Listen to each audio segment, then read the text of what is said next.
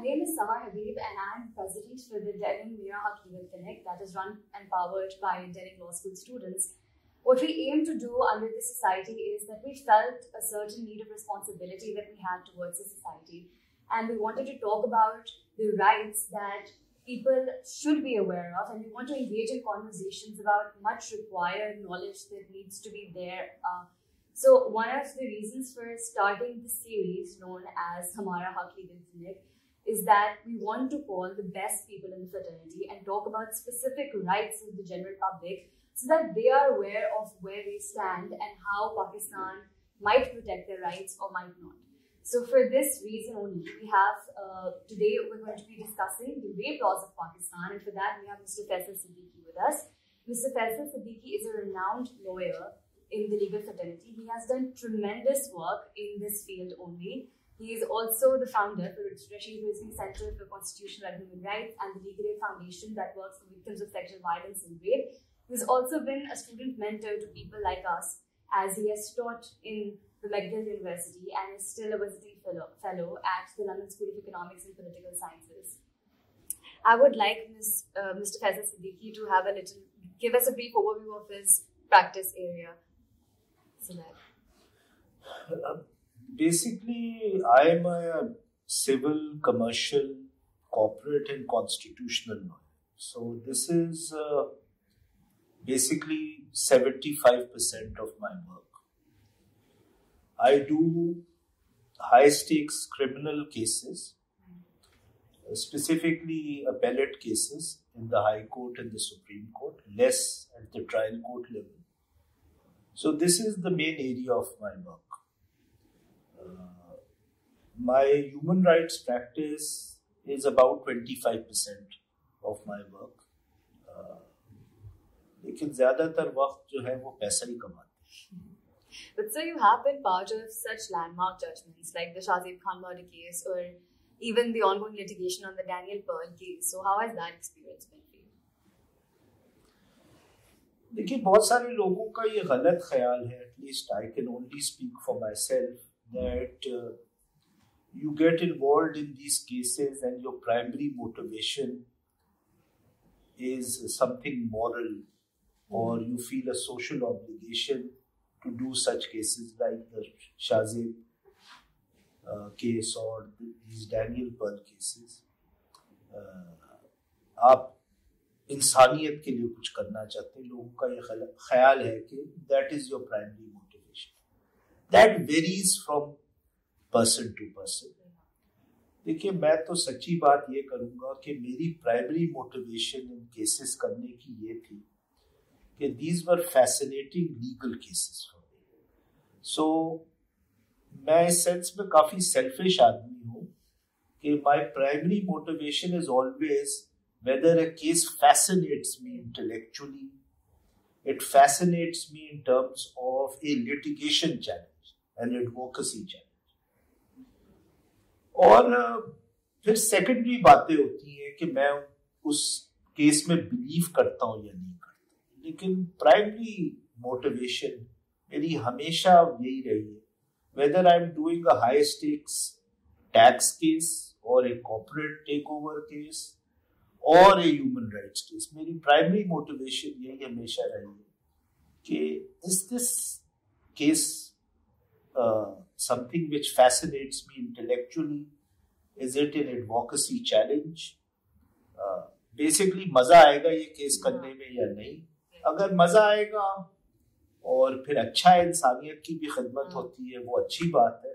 लेकिन अगर मजा नहीं आएगा केस करने में तो आप बोर हो जाएंगे, आप ले लेंगे और आप फिर बोर हो जाएंगे. But criminal law is very fascinating.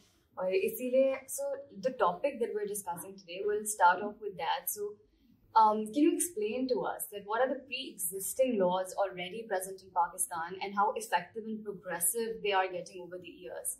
Are they changing या कुछ फर्क पड़ा है पहले से ज़्यादा? देखिए, whenever you think about any law, you should always think in three terms. ठीक है ना? पहला जो चीज होती है वो तो हमेशा होता है कि उस पे जिसे हम कहते हैं रिटन लॉ क्या है, यानी जिसे हम कॉमनली कहते हैं स्टैट्यूटरी लॉ, ठीक है ना। अब आप रेप ले लें या सेक्सुअल वायलेंस ले लें, सेक्सुअल अब्यूज ले लें, तो उस पे of course there is statutory law, but शायद उससे भी ज्यादा इंपॉर्टेंट दो अलग लेवल्स होते हैं, ठीक है ना। वो होते हैं कि ये जो अंग्रेजी लिखी हुई है मुख्तलिफ स्टैट्यूट्स में, खूबसूरत अंग्रेजी है, काफी पढ़ के बड़ा मजा भी आता है इस अंग्रेजी को, और फिर ये सोचता भी है कि इतनी खूबसूरत अंग्रेजी है तो फिर इससे तो सारे मसाइल हल हो जाएंगे, ठीक है। लेकिन वो दूसरा और तीसरा लेवल अगर आप नहीं समझेंगे तो आपको नहीं समझ में आएगा कि इस अंग्रेजी का होता क्या है एक्चुअल रियलिटी में। वो है कि how are these laws understood and implemented by the executive. देखिए कोई भी ऑफेंस होता है ना, उसमें जो बुनियादी रोल होता है after the offence is committed, वो होता है आपकी एग्जीक्यूटिव अथॉरिटीज का, ठीक है ना। और उसमें प्राइमरीली अगर आप रेप या सेक्सुअल अब्यूज वायलेंस की बात करते हैं तो basically police, how do they understand your law. Simply ये नहीं, लैक ऑफ इम्प्लीमेंटेशन की बात नहीं, वो किस तरह समझते हैं इन कानून, उनकी क्या अंडरस्टैंडिंग है कानून के बारे में, उनके क्या बायसेस हैं कानून के हवाले से, वो इसको इम्पोर्टेंस देते हैं नहीं देते हैं, उनकी क्या ओवर टाइम प्रैक्टिसेस डेवलप हो गई है कि इस कानून को किस तरीके से इम्प्लीमेंट करना है। तो सिर्फ लैक ऑफ इम्प्लीमेंटेशन की बात नहीं। और फिर एक तीसरा लेवल है, वो है कि जब पुलिस वाले केस बना देते हैं तो वो केस एग्जीक्यूटिव से ट्रांसफर हो जाता है और आपकी जुडिशियल साइड पे ट्रांसफर हो जाता है। तो इम्प्लीमेंटेशन ऑफ लॉज की दो लेवल्स होते हैं, एक होता है एग्जीक्यूटिव लेवल, एक होता है जुडिशियल लेवल। तो जब जुडिशियल साइड पे ट्रांसफर हो जाते हैं तो उधर भी ये सवाल होते हैं कि आपकी जुडिशरी इन कानूनों को किस तरह समझती है, उसको कितनी अहमियत देती है, उसको किस तरह इम्प्लीमेंट करती है, उसके अपने क्या बायस है। सो जो पहला लेवल है कि रिटन लॉ क्या है, फॉर एग्जांपल रेप के हवाले से, ये तो पुराना अंग्रेजों का कानून है, ठीक है ना। जो पीपीसी है इट्स एन ओल्ड लॉ, अंग्रेज दे के गए थे आपको 1860 में, ठीक है। उसी में अमेंडमेंट्स आती है। यस, आपने कुछ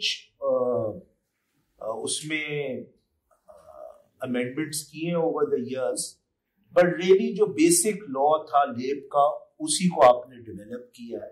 रिसेंट अमेंडमेंट जो है 2016 में हुई थी, फिर अभी एक नया एंटी रेप लॉ आया है।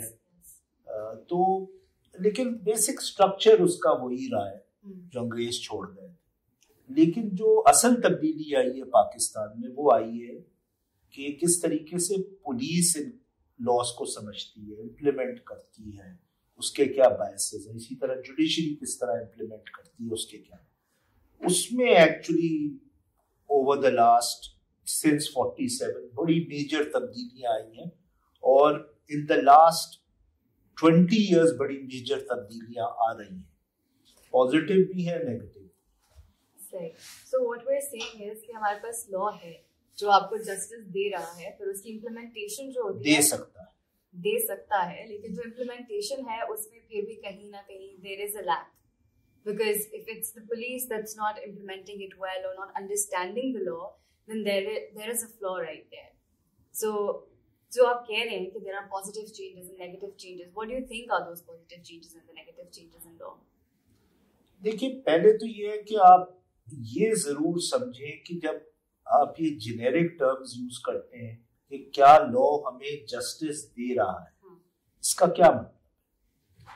देखिए, जस्टिस से आपका क्या मतलब है, आप क्या समझती हैं इस कानून को क्या करना चाहिए, ठीक है। वो मुनीर न्याजी का एक शेर है कि अमल का हिसाब क्या देते, सवाल सारे गलत थे, जवाब क्या देते। तो सवाल को बड़ा इंपॉर्टेंट है कि सही तरह फ्रेम किया। अब जब लोग रेप लॉज के बारे में सोचते हैं तो वो मेरे ख्याल में दो मिसकंसेप्शन उनके बारे में। पहला मिसकंसेप्शन ये होता है उनका ये ख्याल होता है कि कानून अगर है तो फिर रेप तो नहीं होना चाहिए अगर ये सही इम्प्लीमेंट हो जाए। मतलब क्या कैसे हो सकता है कि अगर कानून हमने बना दिया है और उसने रेप को आउटलॉ कर दिया और उसमें सजा रख दी है लाइफ इम्प्रिजनमेंट और मौत की, तो फिर रेप क्यों इंक्रीज हो रहा है? ठीक है ना। तो पहला हमारा मिसकंसेप्शन ये है कि अगर हम कानून बना दें और उसको सही तरह इम्प्लीमेंट कर दें तो सोसाइटी में वो जुर्म बड़ा सब्सटेंशियली कम हो जाए। दुनिया में ये कहीं नहीं, ठीक है ना, तो पाकिस्तान में भी नहीं हो। तो अगर आपका जस्टिस का ये कॉन्सेप्ट है, पर्पस ऑफ द लॉ का ये कॉन्सेप्ट है, तो जैसे मुनीर नियाजी ने कहा था सवाल आपका गलत, ठीक है ना, तो जवाब भी गलत हो। ठीक है। हमारा जो दूसरा कॉन्सेप्ट है जस्टिस का वो ये है कि हम ये सोचते हैं कि वो जस्टिस सिर्फ उस रेप विक्टिम या सेक्सुअल अब्यूज के विक्टिम को नहीं मिलेगी, बल्कि इन अ सेंस सोसाइटी को जस्टिस मिल जाएगी। ठीक है ना। और वो बेस्ड है some kind of theory of deterrence पे, कि अगर सख्त कानून बन जाए और कास्टिनेट कर दें मर्दों को और पब्लिक हैंगिंग हो जाए तो और ये पहले मिसकंसेप्शन से भी लिंक्ड है, तो किसी तरीके से सोसाइटी में जस्टिस प्रिवेल करे। मेरी नजर में ये भी मिसकंसेप्शन। देखिए, बुनियादी तौर पे रेप लॉस का बड़ा लिमिटेड मकसद होता है। ठीक है, उसका मकसद लिमिटेड ही होना चाहिए, और वो भी आप अचीव कर लें तो बहुत अच्छी चीज होती है। वो ये होता है कि आपका कानून ये नहीं कहता हो कि रेप लीगल है, उसको कहना चाहिए रेप इलीगल है, वो एक क्रिमिनल ऑफेंस है। ये तो आपके कानून में अंग्रेज बना गए। अब कोई भी रेप विक्टिम जब सामने आए और कहे कि मेरे साथ रेप हुआ है या सेक्सुअल असॉल्ट हुआ है, तो उस रेप विक्टिम को इंसाफ मिलना चाहिए। ये आपके कानून का लिमिटेड और बुनियादी मकसद है।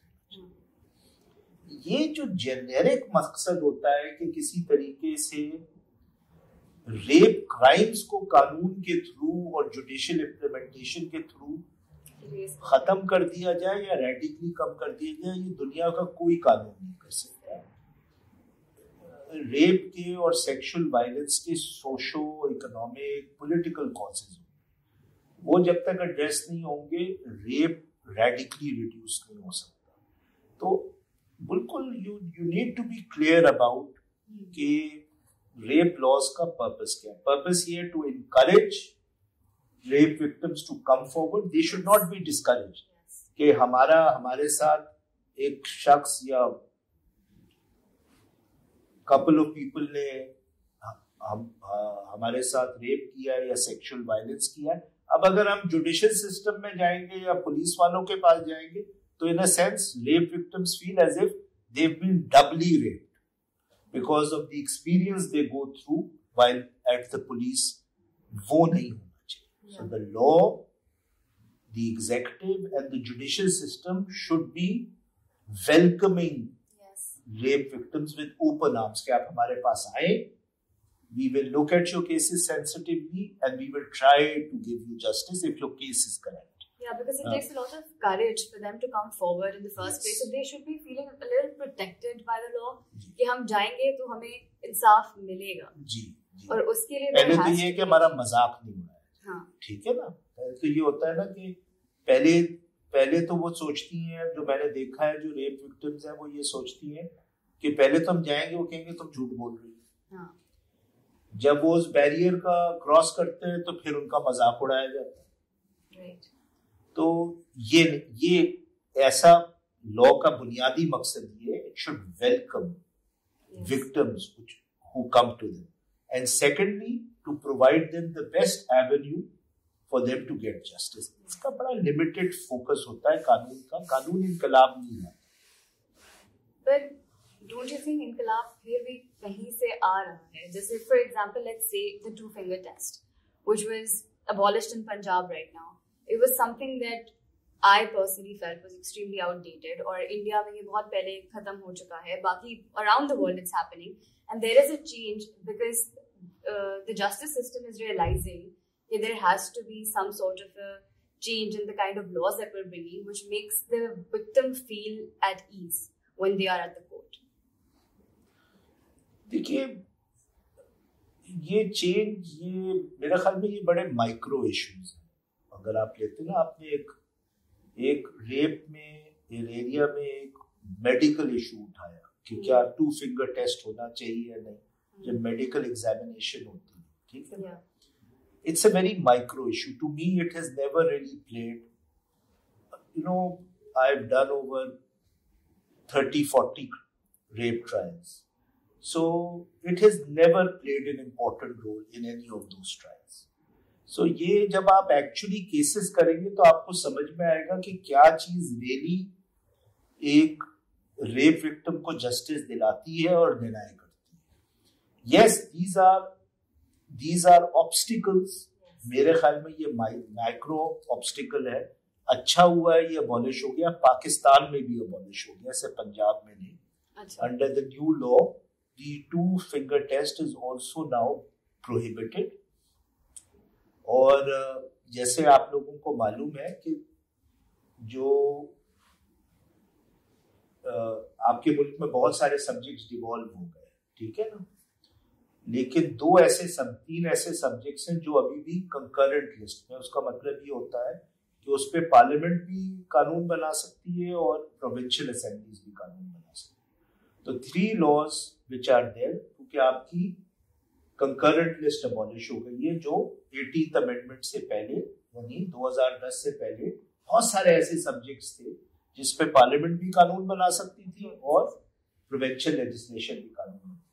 वो कंकरेंट लिस्ट 18th अमेंडमेंट से अबॉलिश हो गई। अब आपके पास सिर्फ एक लिस्ट है, federal list. The rest of the subjects fall with the province, जिसे आप डेवोल्यूशन कहते हैं। लेकिन लेजिस्लेचर ने आर्टिकल 142 में जो डील करता है कि कौन से सब्जेक्ट्स, कौन पे प्रोविंसेस और फेडरल लेजिस्लेचर जो है वो कानून बना सकता है, उसमें 3 सब्जेक्ट्स उन्होंने अभी भी कंकरेंट लिस्ट में रखे, ठीक है ना। उसमें क्रिमिनल लॉ है।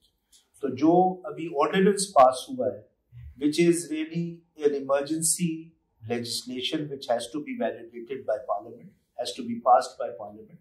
It has a limited life. But वो जो फेडरल लॉ है, वो क्योंकि क्रिमिनल लॉ से रिलेटेड है, तो उसकी एप्लीकेशन सारी पाकिस्तान में, ठीक है ना। तो एक फिर इन अ सेंस ये सारे पाकिस्तान में अबॉलिश हो गया। तो इट्स अच्छी बात है कि ये हो गया, लेकिन मेरा एक्सपीरियंस ये बनाता है कि this has never been something which has been an obstacle in any of my rape trials. ये जरूर है कि जो रेप ट्रायल्स होती है, बेसिकली आपका 3 टियर सिस्टम है, जिसे आप कहते हैं डिस्ट्रिक्ट कोर्ट्स, फिर हाई कोर्ट और सुप्रीम कोर्ट। तो जो आपकी ट्रायल्स होती है वो आपकी डिस्ट्रिक्ट कोर्ट लेवल पे होती है। डिस्ट्रिक्ट कोर्ट के भी बुनियादी तौर पे 2 लेवल हैं, ठीक है ना। तो सेशन और डिस्ट्रिक्ट जजेस होते हैं which are the same, and then there are नीचे पे सिविल जजेस और मैजिस्ट्रेट्स होते हैं। तो ये ट्रायल होती है सेशन कोर्ट में। तो सेशन कोर्ट में ये जरा मिसकंसेप्शन है about the 2 finger test. High court level पे ये ज्यादातर जजेस, नॉट ऑल, में ये चीज नहीं है कि this is something on which rape cases are decided, और सुप्रीम कोर्ट लेवल में तो बिल्कुल नहीं। तो ये जो चेंज लॉ में आई है, ये आपकी जुडिशियल मेंटालिटी में पिछले तकरीबन 15-20 साल से आ गई थी कि इस चीज को कोई अहमियत नहीं देनी चाहिए, ये जो डॉक्टर्स करते हैं। That's very good then. Sir, so also we want to know about how you have worked in the Legal Aid Foundation, और उसकी जो आपकी practice है, if you could tell us about it.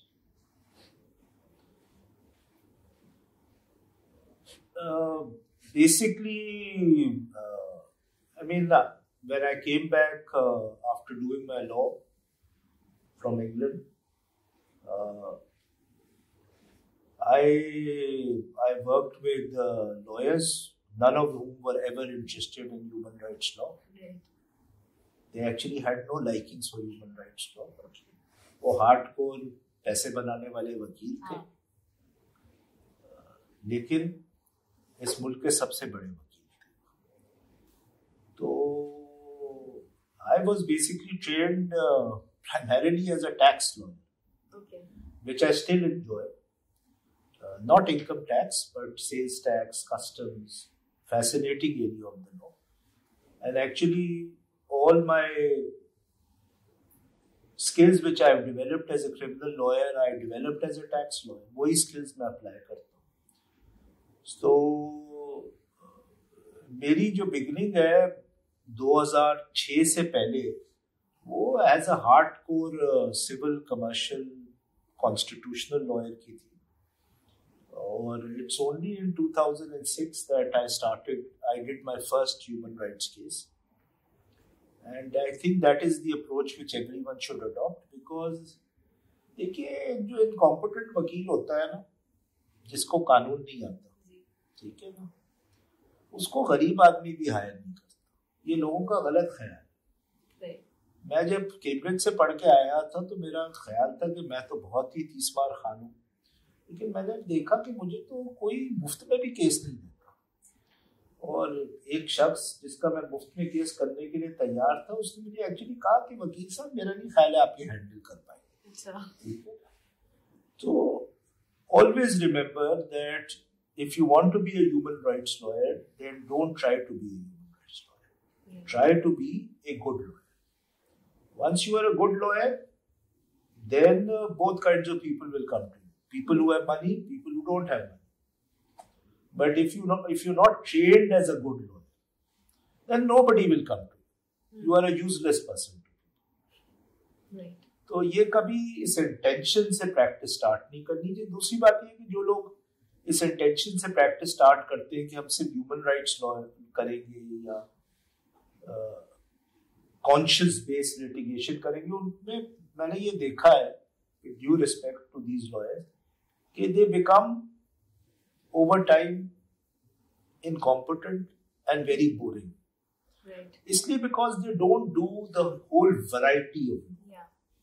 देखिए अगर आपको किसी वकील को, अल्टीमेटली आपको एक वकील को हराना होता है ना कोर्ट में, इट्स अ बॉक्सिंग मैच, और आपको एक जज को कन्विंस करना होता है जो आपके ऊपर बैठा होता है, he is looking down on you and he saying वकील साहब जो भी आप कहते हैं फैसला तो मुझे ही करना है. ठीक है ना.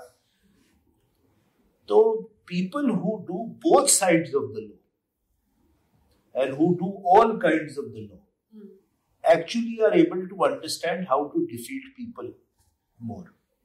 You actually develop better skills of fighting a case. People who just do one kind of the law, वो फिर यही कहते हैं कि जब वो हार जाते हैं कहते हैं ये तो जज बायस्ड है, इसको तो ह्यूमन राइट्स के बारे में कोई ख्याल ही नहीं. ठीक है ना. Because they are never able to look at their case from the other lawyer's perspective. If you've done both sides of the law, आपको उसकी भी strategies पता होती है, इसकी भी strategies पता होती है. तो एक तो this is something which I learned over there, that I'm actually, if I've done any kind of good human rights work, paradoxically it is because I was trained as a tax lawyer. क्योंकि अमीरों के पैसे बचाने जो basically tax law का काम है, उसके लिए बड़ी स्किल्स चाहिए होती है. ठीक है ना. स्टैट्यूट को पढ़ने की,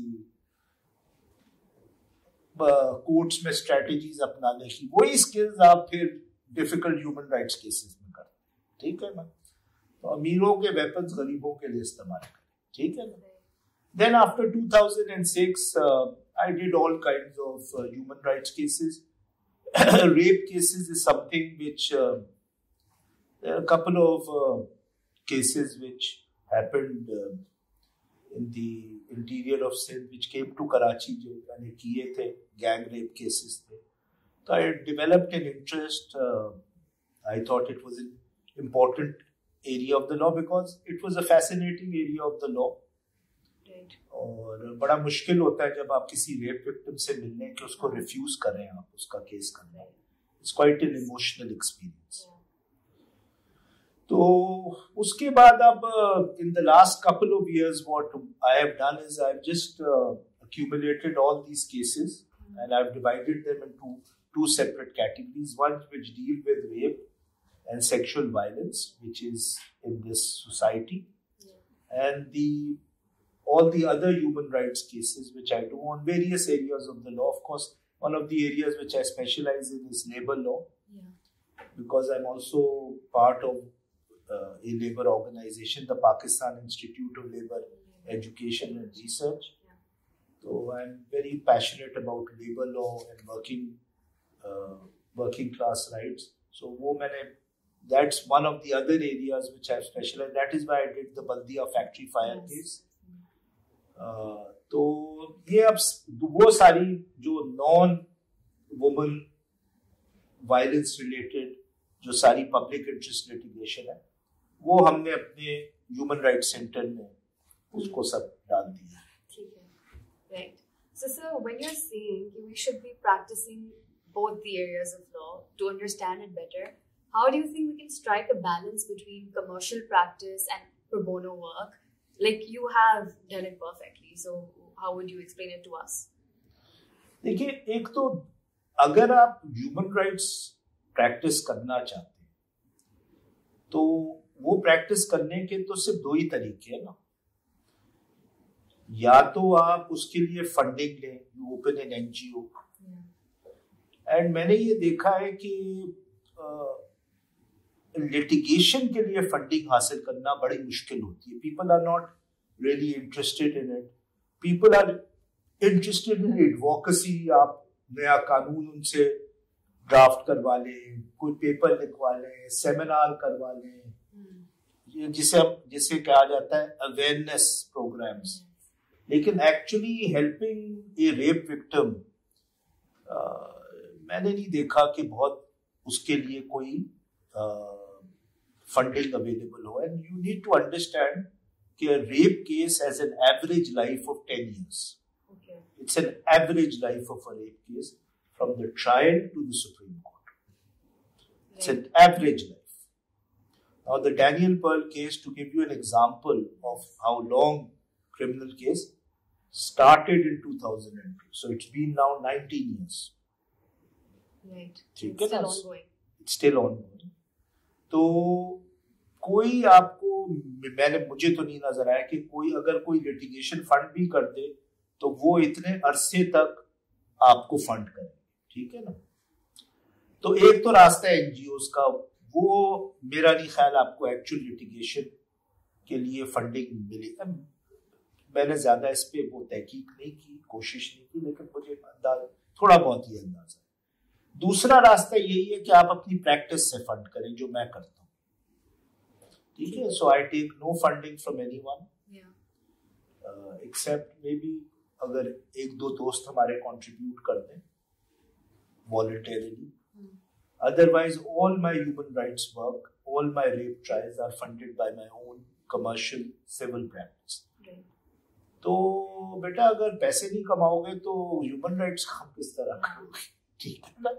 तो एक तो ये बैलेंस जरूरी है अगर ये काम करना है, क्योंकि यहाँ से पैसे कमाओगे तो वहां पे पैसे लगाओगे, तो फिर लोग जो आएंगे उनको ये नहीं कहना पड़ेगा कि पैसे दें आप, या आप कोई केस नहीं छोड़ना पड़ेगा ये कह के कि भाई इसमें तो पैसे बहुत लगते हैं. बहुत सारी केसेस हैं जिसमें अपील्स है सुप्रीम कोर्ट में. Now even if you leave your professional fee for the supreme court, a trip to Islamabad on an average is between 75,000 to 1 lakh rupees. Right. Per hearing. So how will you finance that? You can only finance that if you have a commercial practice. Yeah. And you can only have a commercial practice, a civil constitutional practice, if you are trained as a commercial civil litigator. और उसके लिए अच्छी training मैंने आप पहले explain कर दी है कि क्यों जरूरी है. क्योंकि देखिए अल्टीमेटली वकील का काम कॉज लॉयरिंग नहीं होता. बुनियादी काम वकील का केस जीतना होता है. तो क्योंकि किसी गरीब आदमी का केस है और किसी रेप विक्टिम का केस है, तो इसका मतलब ये नहीं कि आप उसका केस हार जाए क्योंकि उसने पैसे नहीं दिए आपको. So if you want to win a case, then you have to be the best lawyer in that case. उसके लिए मेरे ख्याल में you need a lot of practice. You need a lot of experience. और वो सिर्फ human rights practice से नहीं है। राइट, बिकॉज मैंने आज तक जितने भी लॉयर्स से बात की है for my professional career, they have always given me the advice कि don't refuse work in the future, like जो भी मिले try it, because that will increase your canopy of the amount of things that you can do. And इसीलिए I wanted to ask you as well on behalf of all the Denning students that what is your advice for aspiring lawyers like us? Do you think it is criminal law is easy to pursue, और जो ground reality है actual fraternity में हम तो एक fantasy picture देखते हैं दूर से, तो what do you think is the actual picture? देखिए, ये बुनियादी सवाल एक बहुत ही माइक्रो लेवल पे आंसर हो सकता है और एक मैक्रो लेवल पे आंसर हो सकता है. माइक्रो लेवल पे ये कि आप डिसाइड कर लें कि आपका ड्रेस कोड क्या हो. तो बुनियादी तौर पे देखिए, in Pakistan, unlike abroad, you don't have a lot of specialized choices. There are only 3 kinds of lawyers you can be. Yeah. You can either be, जैसे कहते हैं कोर्ट कचहरी का वकील, litigators. You can be what are called wrongly called corporate lawyers. They are chamber lawyers. Yeah. Who do non-litigation. क्योंकि corporate law में litigation भी होता है. But people who do non-litigation, non-contentious work, chamber work, कमरे में बैठ के काम करते. और एक होते हैं जो basically मेरी नजर में, I don't want to be too disparaging, but वो कानून practice नहीं करते, वो in-house counsels. वो basically liaison होते हैं between the company and क्या नाम है, the lawyers. Yeah. So उधर आपको ज्यादा कोई लीगल स्किल्स डेवलप करने की, although there are number of very good in house counsels who develop legal skills. देखिए, never ask yourself when it comes to law, never ask yourself what kind of law you want to do और what area you want to specialize. Always firstly ask yourself कि does law fascinate you. देखिए, law में सबसे बड़ा challenge जो young students नहीं सोचते वो ये है कि it can make your life miserable and very boring if you don't enjoy it, because it has very long hours, specially if you want to do litigation. हमारा दफ्तर 7-11 दफ्तर है. 11 बजे भी मैं इसलिए कह रहा हूँ ताकि लोग डर ना जाए.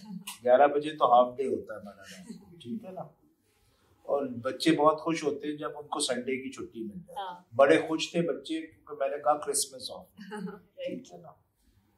तो because it has such long hours, it's not a very difficult profession. ये बड़े वकील बेवकूफ बनाते हैं. It's a common sensical profession, it's not a difficult profession to understand. Any common man can understand the law, ठीक है ना, जरा प्रैक्टिस की. But it's a very difficult profession because बहुत पढ़ना पड़ता है, बहुत रूटीन का काम होता है. It has very long hours. You must enjoy the cases you are working on. If you are not enjoying the legal propositions you are working on, you will either leave the profession or you will become a perpetual miserable person, or over time you will become very bad at the law because you are going to get bored. So first try to understand कि क्या मुझे law fascinate करता है या नहीं करता. मतलब intellectual खेल है. It's an intellectual game you play. If you are interested in solving intellectual and strategic problems and litigation में, most importantly, if you are interested in कि आप हम टीवी का ड्रामा करना चाहते थे और वो रोल आपको नहीं मिला, and you still want to have the pleasure to hear your own voice and to be in a drama, then the courtroom is the biggest drama after Hum TV. ठीक है ना? Theatrics. So the courtroom drama is something which fascinates. If it's something, to me, the pleasure of arguing a case, hearing my own voice, is uncomparable to it. ठीक है ना? तो अगर ये चीजें पहले सोचनी चाहिए, ये चीजें फैसिनेट कर, फिर सोचना चाहिए कि क्या नाम है, मैं कोई specific area of the law में स्पेशलाइज करना चाहती हूँ या नहीं करना चाहती. मैं कभी एडवाइज नहीं करूंगा कि आप स्पेशलाइज करें, क्योंकि देखिए at the end of the day the law profession, of course it fascinates you, that is why you're there. You may want to achieve, you want to bring about some change, that is why you're there. But ultimately तो रोटी रोजी का मसला है. Profession खुद तो खाए, तब अगर औरों को भी खिलाना है तो खुद तो खाए ना, खुद तो सेल्फ सफिशिएंट हो, ठीक है ना. उसके लिए अगर आप स्पेशलाइज करेंगे ना, तो then you will be refusing briefs कि ये मैं नहीं करता, तू करती क्योंकि ये क्रिमिनल लॉ है, मैं ये नहीं करती क्योंकि ये इनकम टैक्स लॉ है. बेसिक स्किल्स सब में एक ही है, डजंट मैटर, कोई फर्क नहीं, कोई एरिया डिफिकल्ट नहीं है. और जो स्पेशलाइज नहीं करते उनके पास चॉइस ही आ जाती है कि their briefs never dry up, because even in the worst of times you will always get a brief in criminal law. Right. जैसे हमारे एक उस्ताद थे, बहुत बड़े वकील, अभी भी हैं और उस वक्त भी थे, मैं नाम नहीं लूंगा, लेकिन जब मैंने उनको ज्वाइन किया तो I was shock to see कि he had become a briefless lawyer at that time. उनके पास कोई ब्रीफ ही लेके नहीं आ रहा था, क्योंकि वो कुछ अरसे के लिए प्रोफेशन से बाहर थे. He was not practicing. So मजबूरन उन्होंने नैब के केसेस करना शुरू, although he never did criminal law in his entire life. तो मैंने उस दिन से सोचा कि यार ये बड़ी डेंजरस चीज है, बिकॉज इतने बड़े वकील जो है, अगर उनको ब्रीफ्स आना बंद हो गई तो ये तो कभी भी हो सकता है. And basically it's a daily wages profession. So for human rights law, do you think it is feasible for people to go into it, especially women? Because this is something they don't feel secure in doing. Safety concerns होते हैं या जो भी होता है, उसकी वजह से उनके अंदर एक perception है कि ये एक difficult job है. So what do you think? Is it really a difficult job? देखिए, अगर आपको completely secure होना है तो you are in a wrong country. तो फिर आप कहीं और चले जाए, नेपाल ज्यादा सिक्योर है, चले जाए, श्रीलंका चले जाए. अगर आप यूरोप नहीं जा सकते तो ये अच्छे मुल्क है.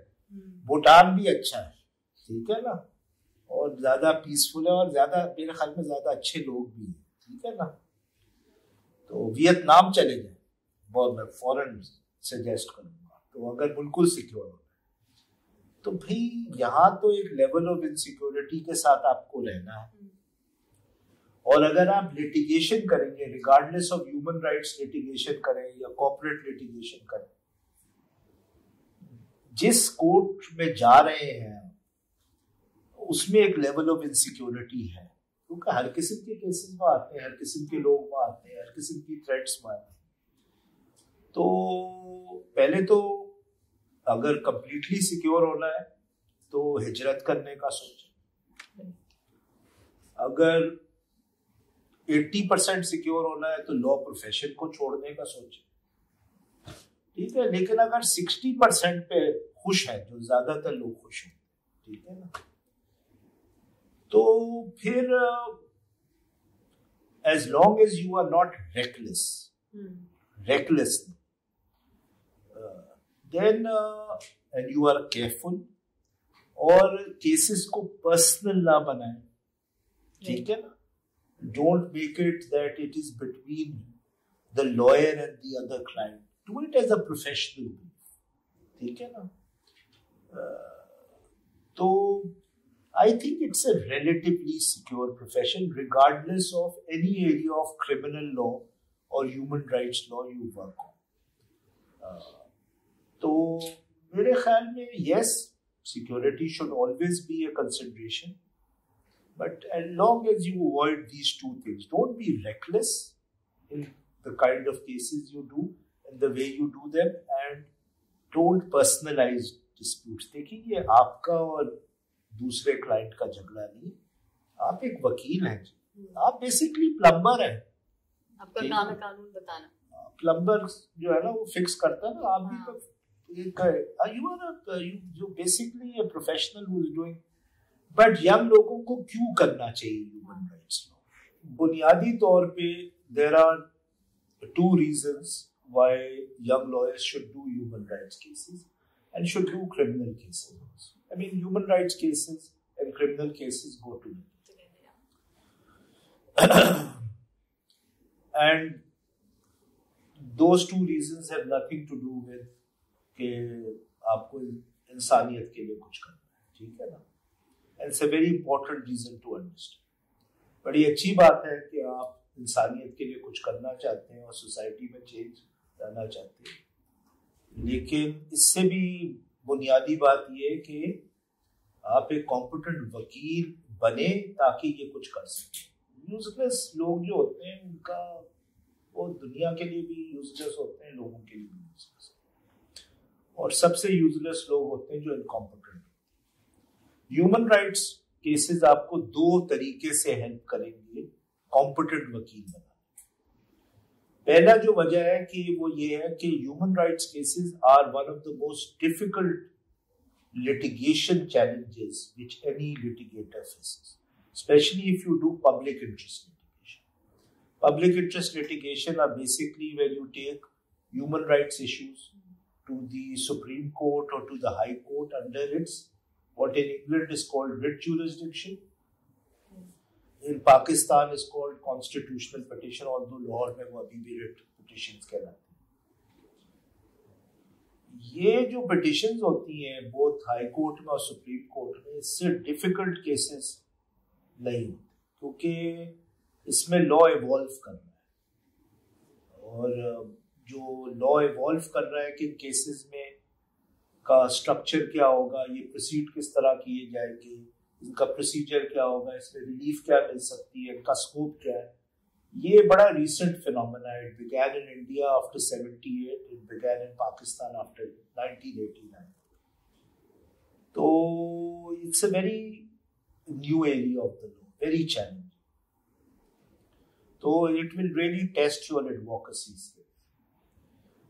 दूसरी जो रीजन है वो ये है कि देखिए यंग वकील के लिए सबसे इम्पोर्टेंट बात क्या होती है, मेरा नाम कोई जाने.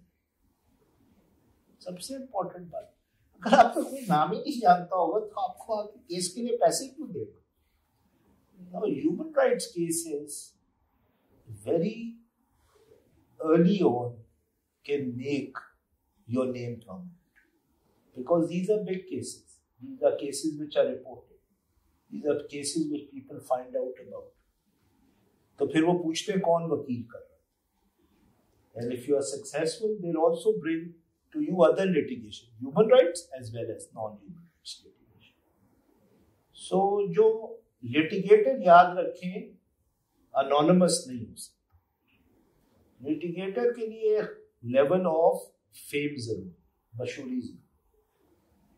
तो उसको अपनी आवाज सुनने का शौक होता है कोर्ट रूम में, और उसको अपने नाम सुनने का भी शौक होता है, और उसका नाम जो है उसके बिजनेस मॉडल से. So इवन अगर आप में इंसानियत से मोहब्बत नहीं और सिर्फ अपने आप से मोहब्बत, तो अपनी मोहब्बत में ह्यूमन राइट्स केसेस ये आपको बहुत मदद करेंगे, and as a by product ये लोगों की मदद करेंगे. तो बहुत इम्पोर्टेंट है कि इनकी अपने कैरियर के हवाले से इम्पोर्टेंस समझी जाए. क्रिमिनल केसेस की, ह्यूमन राइट्स केसेस की, they will really help you to break into this. I encourage them simply for professional reasons. और अगर दर्द भी है तो वो भी अच्छी बात है. Okay, thank you, sir. Thank you so much for doing this for us today. This was very insightful, and we're very grateful to have you here because we as students really have no knowledge of these things because हम जो पढ़ते हैं वो textbook है, और जो practical काम है वो हम आप लोगों से ही सीख सकते हैं जो ऑलरेडी इस जर्नी में है. So we are very very grateful that you came here. It's an honour to have you, and this has set the right tone for our podcast series that is going to go on. So thank you so much for being here, and I thank you for inviting me, and thank you for to the management of डेनिक school, and I wish you all the best.